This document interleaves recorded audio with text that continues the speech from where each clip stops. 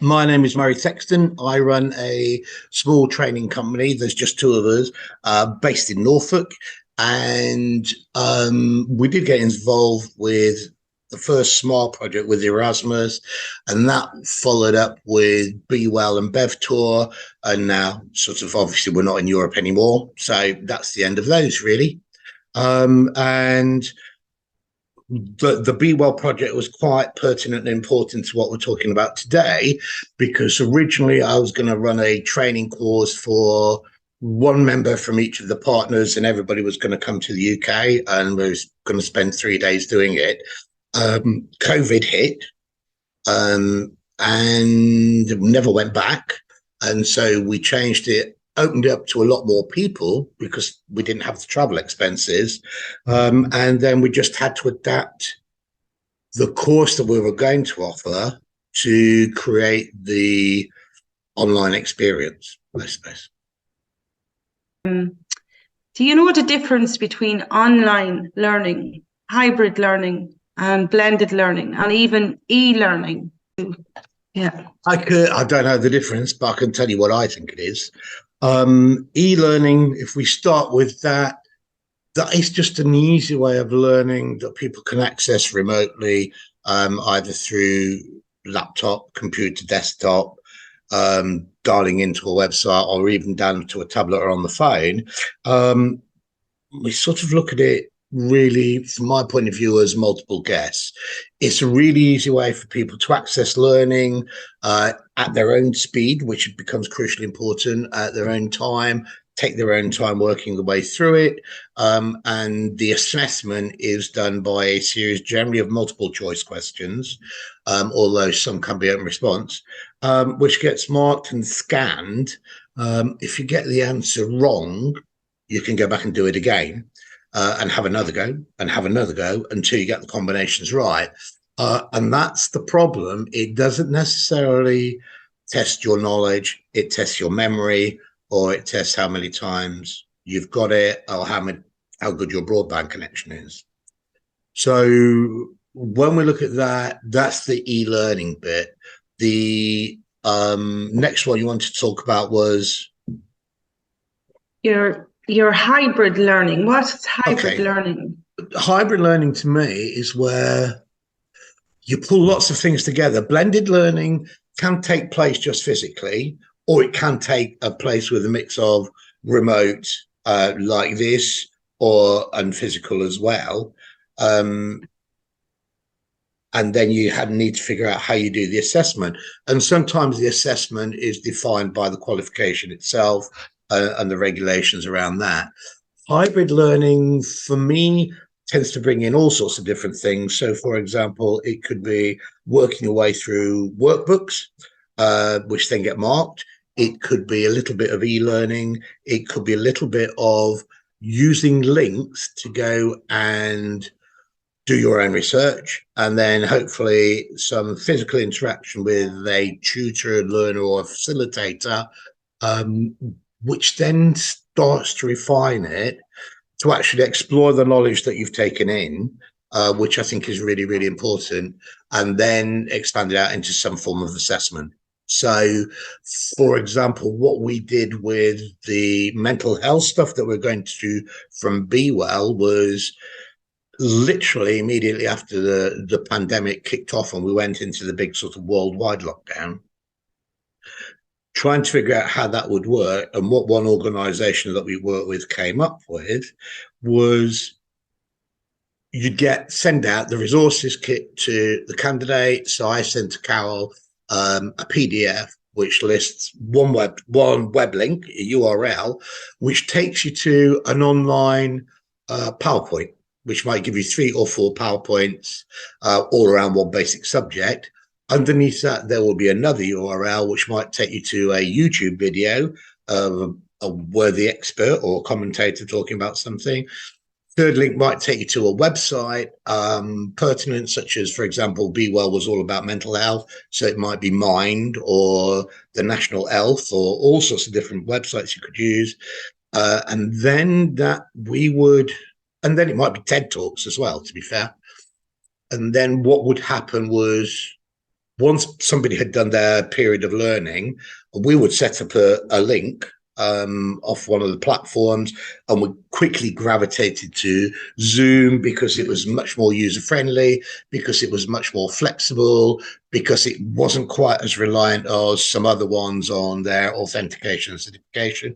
Very much open source, and it was free initially when we were starting it, and then we realized that we're paying for a license would be much better because it expanded the 40 minutes, it allowed more people, and it gave you slightly more workabilities. So we then set up a meeting where we could discuss what they'd learned. We'd go through those PowerPoints and reinforce that learning. We'd talk about the videos we'd looked at, but we could also start to explore much more stuff.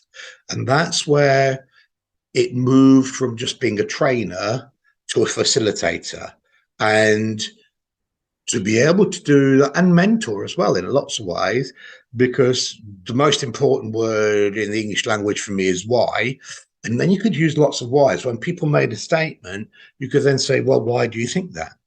What brought you to that conclusion? Why did you get there?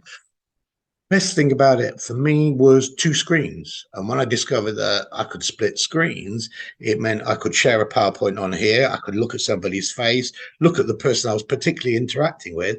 But over here, I've got a picture of everybody else. So you can keep an eye on them. You can keep an eye out for people waving and saying, I need to say something. I need to say something. And again, that was another challenge, sorting out that etiquette of what and when you say when you're online. Can you just jump in? Do you talk over one another? Or do you wait patiently like you're in school? So there's loads of stuff that had to be learned while we did it. But one of the big things about that made a huge difference was the fact that the Be Well project had partners across the Erasmus Plus empire that included the UK. It included Ireland, it included Spain, it included Turkey, it included Greece, and it included Slovenia. And all of the people are brilliant at speaking English, pretty much. But one of the things that helped with this was, one, there was a lot of technical language. So because they were learning remotely at their own speed, it meant they could go away and translate stuff. They could use Google Translate or whatever they wanted to use to figure out what this actually meant, and then come back and discuss it once they got their head around the definitions that we wanted to talk about. And we created a whole load of definitions, so we're all talking about the same thing. We all knew what bipolar disorder meant. We all knew what PTSD meant, whatever. So that was one of the huge advantages of it. People could work at their own speed, then come back and discuss it. And how we set up the assessment was by a recorded one-to-one discussion. And even that we're allowed to play with, because I could create a form that had tick boxes. So mental health for Stu means this, or this. Which would your answer be? Okay, I'll put a tick in there. Because I was sharing the screen, they could see their answers being updated as we went. And I could also have them on this screen as well. And then we might have open response stuff. So I could type in some of their answers and pick out the key points of it. And they could see that happening, and they could revise that and play around with it exactly as you would if you've got a pencil there and you're writing it down and you rub it out and start the game. So that was really advantageous because it was being recorded. It gave you that formality of a proper examination. But it also meant that you could see what was going on almost in their heads, because one of the things that happens really, really quickly, the human species is phenomenally adaptable, and people adapted really quickly to seeing themselves on the screen, seeing somebody else there, and they started to ignore it really quickly and just talked. In the same way, when you walk into a classroom, very quickly that relationship takes over and the interactions start to work. So that hybrid way of pulling everything together sort of requires on a lot of flexibility. You need to be able to challenge people with what you're teaching them, what you're discussing with them, the presentations or the media that you use needs to be fairly accessible. But it also becomes really, really important that you have that second screen where you can see people's reactions as you would in a classroom when you're looking around and you see the people who are getting lazy, who are switching off, who are beginning to droop because they've not had a coffee or they had a big lunch. So you could keep an eye on all that stuff going on and then zoom in on people. You had the chat function. So if somebody was starting to fail, you could say, "You okay?" And nobody needed to know, or you could send it to everyone and embarrass them. So there was loads of things that you could play around with, which made it work really, really well. But I would have to say, it took me a while to get there. So can I just take you back to your experience through transitioning to online training when COVID-19 occurred? Yeah, so we had a little office in the centre of Norwich, which was part of a charitable foundation. And we had a really good deal where I trained their staff and they gave me free rooms. On March the 17th, we walked out of there at the weekend and said, "Well, I'll see you next week," and never went back. And it was like, oh, this has happened. Our business at the time consisted of assessing people doing apprenticeships, primarily within hospitality, a lot of hospitality training, including things like first aid. And obviously, you weren't allowed to breathe in dummies. You weren't allowed to get close enough to do chest compressions or any of that stuff. So that all disappeared. Health safety, food safety, and the complete lockdown meant my business went down the tubes. My business had been run for 15, 20 years, and it just disappeared literally overnight when the government said, yes, we're quite a long way behind Europe, but we're going to lock down now. Which we sort of knew was coming because within the small project, we'd made some friends in Sicily and I'd spoken to them to see how they were. And they said it was fine, but now it's got really bad because everybody from northern Italy has come to escape to the island and infected the whole of Sicily. So there was all that stuff going on. And it just started literally surfing the internet, trying to figure out what we could do. Some people were slightly geared up for it, but accelerated. They had bits of e-learning as a subsection of their main business, one of the auditing bodies, but it wasn't very big. It wasn't very special. And they started chucking resources as that. So start disappearing with that. Worked with a big district in London, and they wanted to give people something to do. So we were able to do a lot of the e-learning with that. And as that changed, we realized that people were doing the e-learning. I knew this because I could get a report that says they've done 100% of it and they've been issued a certificate of attendance. But did they actually learn anything? And that's where we started asking the questions. So what we just introduced was, okay, this is the way it's going to happen. You do this, tell me when you get there. And then before you do the final test, we will have a meeting over Zoom where we can talk about anything while you're going through, write down words that you don't understand or the way things come together. For example, if you're doing health and safety, what does constitute a risk? What is a hazard? And we can talk about that, how it works. And it became really important that these discussions were much more important than the learning that was going on through the e-learning stuff, and starting to pull that together. Because you could have lots of people on the screen at the same time, in the same way as you would have in a classroom, you could have that interaction. And I became quite happy to just let people talk to one another because they could see one another. And then, as you would do, you facilitate that. As long as you set, okay, don't shout over one another.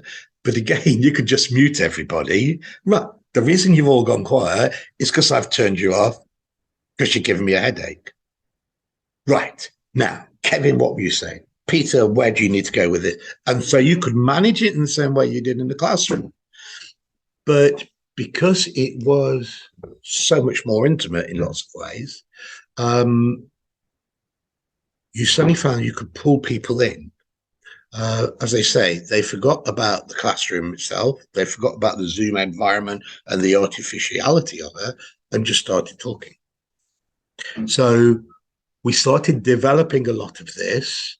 As I say, the Be Well project, we had to do it because there was all this Erasmus funding money. We didn't know when it was going to disappear. It was probably going to be our last project in Europe because we were coming out of Europe anyhow because of Brexit and all the idiocy around that. So everybody was quite adaptable. One of the big things that we noticed, and I'm sure you noticed it as well, is the phenomenal adaptability, creativity, flexibility that suddenly came to the fore during the pandemic when people locked down. One of the best things I saw in the pandemic was a concert from Milan Cathedral with a blind singer stood on his own doing a phenomenal concert when Bocelli did it.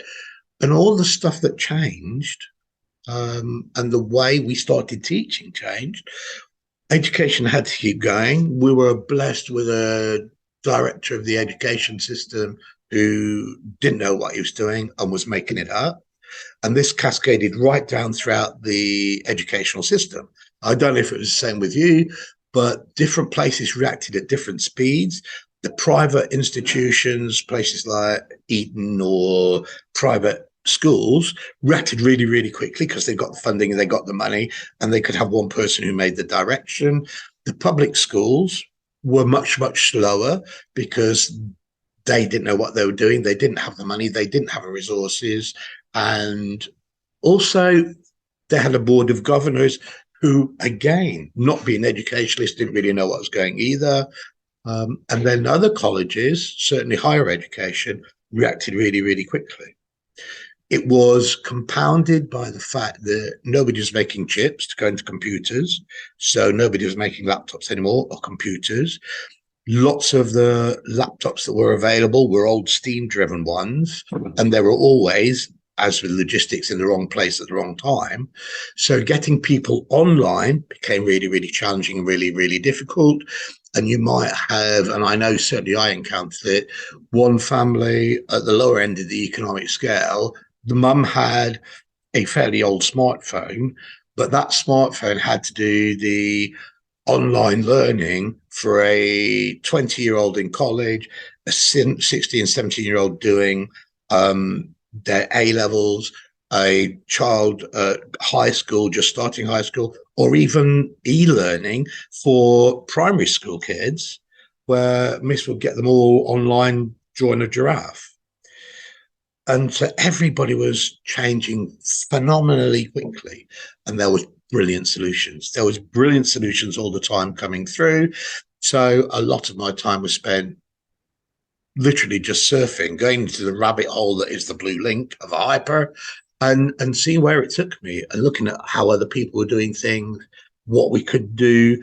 And one of the best things I think I did was stopping and looking back at what we were doing and trying to look at not what I was talking about, but what people were receiving and that chain of communication and all the blocks that were there. One of the things that became quite important was with the other project, Bev Tour, which was about beverage tourism right across Europe. And that was a big project. I had 11 or 12 partners across it.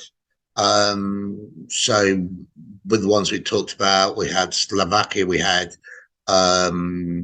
France, we had Portugal as well. We had to manage that online using meetings. So that was a big Zoom call with everybody in. But we ran it exactly the same way we would run a normal meeting. We'd create an agenda which we sent out in advance. We opened everything up. We recorded every meeting. So, the Italians was like, we recorded every meeting so people could go back and listen. One of the new innovations, and this shows how you got to keep up with it. If you use Microsoft Teams, which lots of people have access to because it comes with their Microsoft Office product, when you hit the record button, it will also give you a transcript as well. And that is highly entertaining because it's not very good at recognizing accents. I often come up as Marie, which is fine. I'm secure in my own sexuality. But all that stuff goes on, and it means that people can go through the recording bit by bit. The way the transcription works is if you're just reading it through and you click on it, it takes you to that bit in the recording. Really, really smart, that bit. I don't know, and I've not used Zoom to see whether it'll do that or not, but that bit of Microsoft Teams is fantastic. There's other downsides. It's not quite as flexible. But learning how to use those and manage those became really, really important. And it meant that we could map the agenda to the subjects we wanted to talk about. So all 11 of the countries, 12 of the countries, could actually keep up to date with stuff. So when we then sent the minutes out following the meeting, they knew where we were and they could go back to it, and they could go back to the recording, revisit that recording and refresh themselves on what we were talking about. When we moved on to the actual training itself, the same thing happened. Again, just adapting the way it worked became quite important. But that second screen, again, is important, was amplified in that you were able to see what was going on in people's faces. You could see their eyebrows raised. You could see their eyeballs crossed. You could see them instantly switch off. While they tried to work it out, or they just gave up in trying to understand it at all. And you can then zoom in on that. And again, you could use the keyboard to actually say, are you with me? Do we need to go back over that or whatever? And you could encourage people, depending on the group that you had, to interject when you needed them to, because you had that time. It's quite easy to stop it. One of the great things about Zoom is that you can pause the recording. Yeah. So you could stop that recording, explain to someone so they didn't have it all over the internet, take them through it nice and slow and say, okay, you're happy? Yes, right, we're going to restart the recording.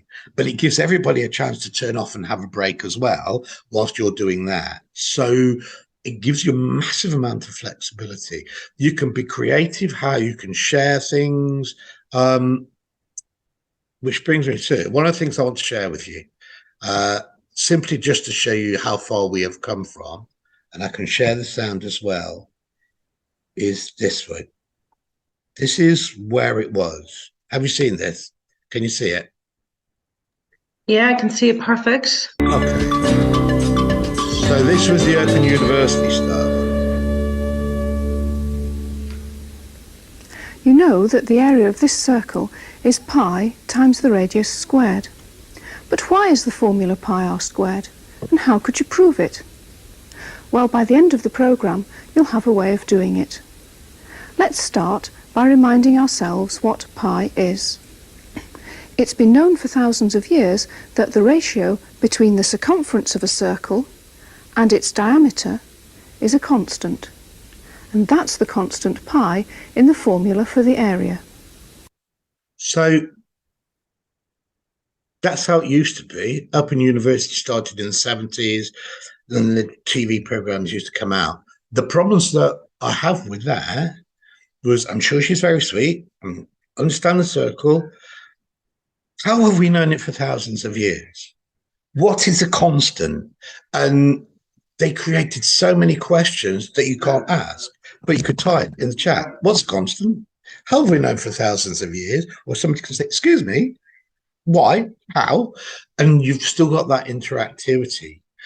What you can do is you can go, okay, ping. Drop a hyperlink in and say, go and have a look at this. In your own time, give me a shout if you need me to explain it through. Or you can say, okay, let's find another video.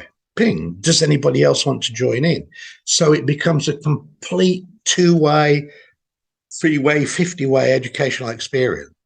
You mentioned when we spoke about collaboration, you mentioned cultural awareness and inclusive learning environment. Yeah. In a long way, but can you explain to me how would you make your environment inclusive to all of your learners, in particular when you're online or hybrid teaching? Okay. I think lots of teaching And I mean, teachers have a style. Some are very formal and work their way through. Others are very sort of free form, which is sort of me, really, I suppose. People with an administration or an engineering background tend to work through very much through a process, one by one by one. The more creative people tend to make these leaps, and that's how the world works. What I used to find is if I'm going to do a session, or no, okay, what I did find, because there was a few hiccups along the way, was that you need to think about where you're going in the same way. If you're going into a classroom, you would have a lesson plan, you'd know what you were going, and that's what I use a PowerPoint for, so I can go off piece, but that will bring me back to where I need to go and the message I need to get across. So that preparation becomes really important. You need to think about your audience. If you're just doing something that is just going to be broadcast, it's going to be stuck up on YouTube on a channel or something like that, then you just do it. And it's down to everybody else to try and figure out what you're talking about, really, I suppose. When you're doing a teaching session, teaching only works if people are engaged. Otherwise I'm just telling you stuff. But none of it will be absorbed, none of it will be taken in, and none of it will probably engage you. So you need to think about your audience, and that becomes really, really important. Then you need to think about the best way of getting your message across. That's fine. But it's all the preparation, because what happens as soon as it sort of goes live is that you need to engage people. And if you are reading notes, if you are reading off a PowerPoint, they're not going to be engaged. You've got to be able to look at it. You still need to make that eye contact that you do in a classroom. You still need that second screen to be able to see what's going on with everybody else. You need to be very, very, very much aware. Okay, if it's with a communication, 7% words, 35% tone of voice, 50% body language, then only change on the telephone call conversation to 40% words. The rest of it is your tone of voice, because they don't see the body language, except they do. They hear it. If you want to make a phone call to someone and have a rant and rave, stand up to do it. Pace around, because that changes the way your lungs work, your throat works, so the air going across your vocal cords, change the way your voice sounds, and our brains are hardwired to pick it up. So the body language when you're talking to someone is really, really important. What would you think a good facilitator needs? Whether, like, what do they say to enable a classroom to feel inclusive? Okay, can I just let you into a secret, Carol? Yeah. I'm making this up along as I go along. That's okay. And every classroom that I do is very much like that, because you've got to react to the people I see. Quite often, if I'm doing a physical assessment of someone, I will say, I can't tell you where my answers are going to go or what they're going to be, because I don't know what your answers are. And that's what I need to react to, which is the reason that the word why is so important. I will say to people and set those parameters, okay, you might say things that are really, really important to what I need to learn. So I might go, whoa, stop. Let's just go back one sentence. What does that mean? And get people to explain it. It reinforces that positivity. It shows that you actually were listening and that you are interested in what they say. And that becomes really, really important. And you need to be able to do that with everyone. So that eye that's on the screen over here, you need to be able to see when somebody's eyeballs cross, or they just give you those little signals that says, yeah, I don't know if I believe that. Then you can question them. So in the same way as you would in a classroom, that observation skills become really important. And that's fine, because that's how we communicate. Everything is about the observation and watching what's going on. So once you start getting your head around the fact that whilst they're still on a screen, there are still three-dimensional people, then it becomes a lot easier. You need to be confident. You need to believe that you sort of know what you're talking about, or at least as far as your agenda is concerned, you know what you're talking about. But you need to be open to other people's opinions as well. So you need that creativity, that flexibility, that adaptability, which is the stuff that came out phenomenally as the pandemic kicked in. And in the same way, in so many different ways of life, people were just doing things differently. And all the old processes suddenly got shaken up. And this is just merely one of those processes. You need to be brave, though. You need to be brave. You need to sort of like ask questions of yourself and of your candidates so it does draw them in.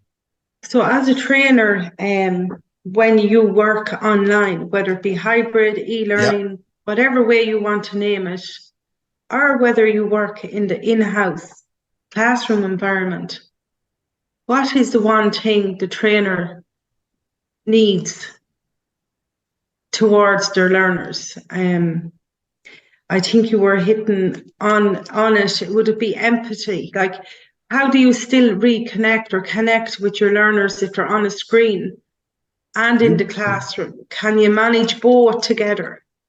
Can you I think still be the same trainer as you've always been?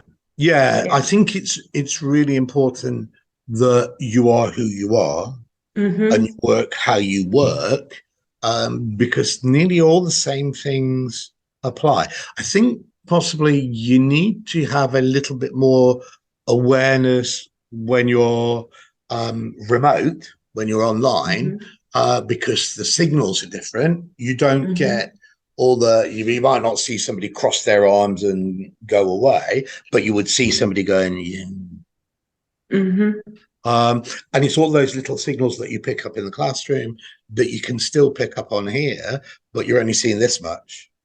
Sorry, this much. So you need to be aware of that. But I think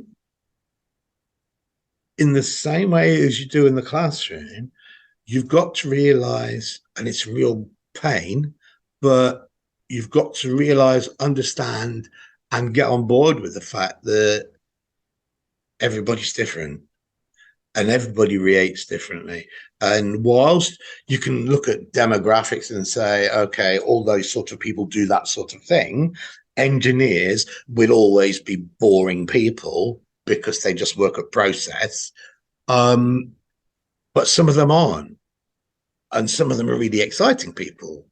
So you need to be able to click into people straight away. And I really think to be any sort of a teacher, you've got to like people. And I really think 98% of people are fantastic. There are 2% of people who you just don't want to know, but 98% of people are fabulous. But every one of those people has got a button. And you need to find that button. And that's whether you're teaching or you're just communicating or you're trying to go out for a drink with them, you need to find that button. That becomes really, really important. And I think for a teacher, whether it is online or offline, you still need to find that button. How do we make that connection between your virtual person, which is your virtual learner, and your real live learner sitting in the classroom?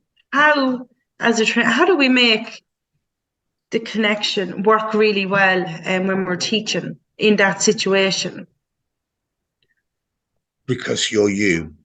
It's really that simple. You keep saying virtual learner. They're not virtual learners. They're people in a virtual environment. They're just not here. And where it clicked for me was where I realized it really doesn't matter. I will go and watch a film on the TV, and I will get hugely involved in it, and I will suspend my disbelief for a little while because I'm just looking at these two-dimensional images. I'm still looking at two-dimensional images, but they're three-dimensional people. And I think it becomes massively important that you just say, okay, I understand this is a little bit weird, but don't worry about it. Just talk to me. And if you don't worry about it, people tend not to. People tend to just adapt really, really quickly.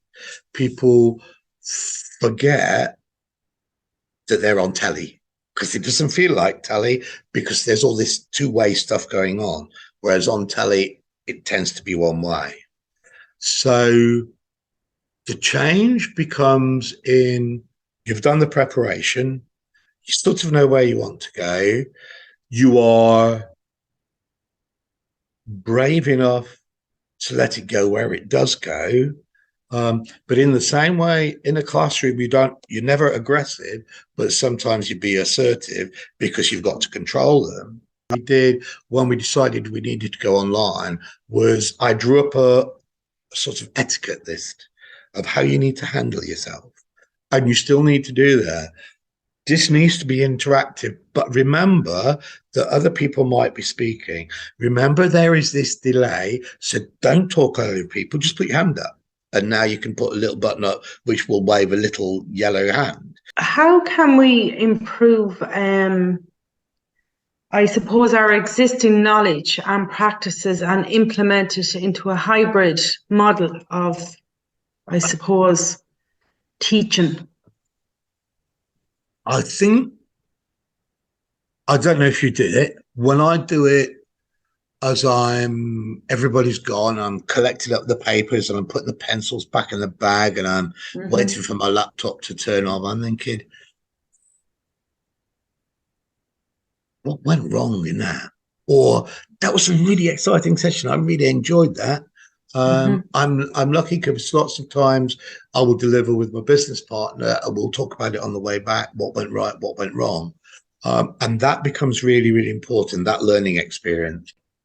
Going forward, is there anything that you believe may make the transition for a training company or training organization or trainer, make the transition that bit easier to actually go and teach a hybrid class? Or yeah, I think don't be afraid of it. Come out of the COVID pandemic now, but we still use a lot of the lessons that we learned during that. For example, first aid. If sometimes with a business, it can be really difficult to take 10 people out of a business to do a day's training because you've got to shut the business down quite often. So again, we use that e-learning bit, but then what we do is we'll send out a link that says, we are going to be here and I'll be sat doing office work, doing admin, something like that, but with an open Zoom link. And all of a sudden it goes bing bong and somebody pops up, Murray, mate, can I just ask you a quick question about this? And we'll start this conversation. And before you know it, somebody else has popped in because you get a notification saying Carol's joined the meeting. And so they come in and see what Carol's got to say. And you share that learning experience straight away. And it's completely informal. And it's a little bit like a tutor session in a university where he's sat there in his room with all his books around him, but he pours a cup of tea and you sit down and have a chat. So we use that quite a lot. And then what we'll do, we'll pull them together in a physical way, but only for an hour to do the formal examination. So they get the full proper certificate because it's invigilated. The first two meetings of Be Well, we actually ended up having 6 meetings instead of 2 meetings because we could do them all online. And it meant we could keep in touch with people much better than we could have done if you've got, like with Bev Tour, 11 countries all flying to Tallinn, and, you know, at ginormous cost, or all flying to Catania in Sicily. We could have those Zoom meetings that went on constantly, but we had 6 formal ones, I think, but we had lots of little interactions as well. And it was much closer. So when in year 2 of the project, we did all get together, it was massive hugs all around because we all knew one another. And it was really, really friendly. And when we did the report, and this is really important for this project as well, when we did the report for the UK agency, you know, one of the questions on one of the things we addressed was it okay not having those meetings going on And it was, yeah, do you know what it really was? Because we had this, and it saved an awful lot of money. But, and this is the crucial bit, what happens when you have a physical meeting is not what goes on in the meeting, because that was the same. It's where you go out and have dinner afterwards, and you're walking around the town together, and you're talking to these. A hybrid education is fast emerging. Is it here to stay? Absolutely. Okay, in some form. The trouble is, when you look at the way we are changing now, advancing new techniques, it's absolutely astonishing. So how it will finish up, I don't know. But I don't think it's just hybrid education. I think hybrid working is here to stay. You know, virtual offices abound, and have done for a long time. Why do we need to stick everybody in a huge, great building and eat that when they can work at home? We know categorically that it is more productive. We know clearly that people react much better a lot of the time to being in their own familiar environment and having that flexibility. That's why flexi-time works. We know that you can achieve an awful lot more. You can disseminate information much quickly. We can have a virtual meeting with a lot of people quickly, instantaneously, and then say, okay, that's it. Thanks, guys. Bang, gone. You get on with your life. So that bit is there. But we also now know that it is still intensely personal. It can still be phenomenally creative. When you think of what you can do with a pen, you can draw stuff. On Zoom now here, we've got a whiteboard. I could write on it and you can annotate it from your end. It's that instant. It's that fantastic. So there is that two-way interaction or 50-way interaction. You need to work to your own parameters. You know, if you feel comfortable with 10 people, 10 people's fine, because you can do another one an hour later. So do it that way because it maintains that intimacy. You don't have to do it for 100 people unless you don't want them to react. You just want to blast it out there. But again, that works brilliantly as well. So whether you are recording to the stockholders your company results for GKN or Shell or BP or whatever, whether you are trying to address the whole of your nation, are you just going to put it out there and you have a few representatives, or whether it's a one-to-one thing that needs to be intimate where you can go wherever you want, this is here to stay. And as our broadband speeds get better, the connectivity gets better, the chips in our laptops work faster, so you don't get that hanging. You can multitask all sorts of things. It's here to stay. It's not going away.